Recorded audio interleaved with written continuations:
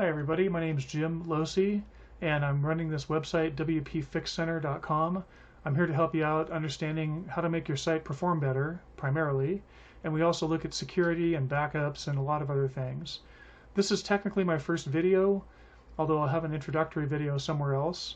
But by way of informal introduction, let me just explain that I'm an old guy, but I'm an online student at Georgia Tech Masters of Computer Science program, hence the shirt with the yellow jacket on it. Go Jackets.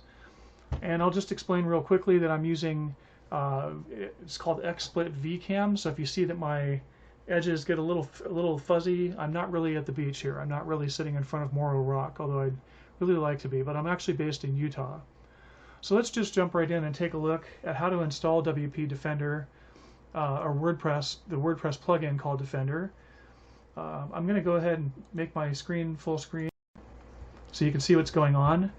I'm logged in here, and this WPFixCenter is a site that I started a few months back, and then I got busy with my semester. So I'm actually going to make videos as I go and improve things on the site. I do actually already have WP Rocket installed. You'll see that there's a link on the page for WP Rocket if you're looking for the best caching plugin. That's the one that I recommend. Even though it does cost some money, I found it's worth it. There's this panel right here in the upper left that says my site's health could be improved. We'll take a look at that in a future video. But for now, and you'll notice that I'm running Divi on this site.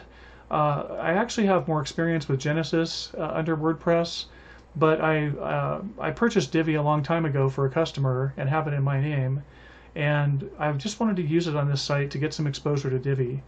But we're here to focus on plugins, so let's take a look. If you go and hover over plugins, you get Add New. So I'm going to click on Add New, and I want to find Defender. Look in the upper right here, and I'll type in Defender. And it finds Defender. This is the icon for it. And you'll notice it's by WPMUDev. So let's go ahead and click Install Now. And you see it's installing here. Okay, let's activate it.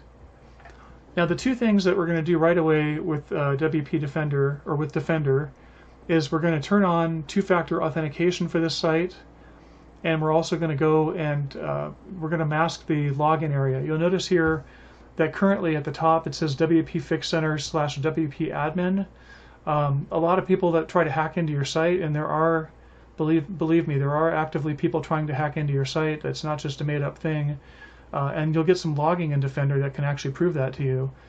But this WPAdmin, we can change that. We'll do that in one video. And then in another video, we'll turn on two-factor authentication.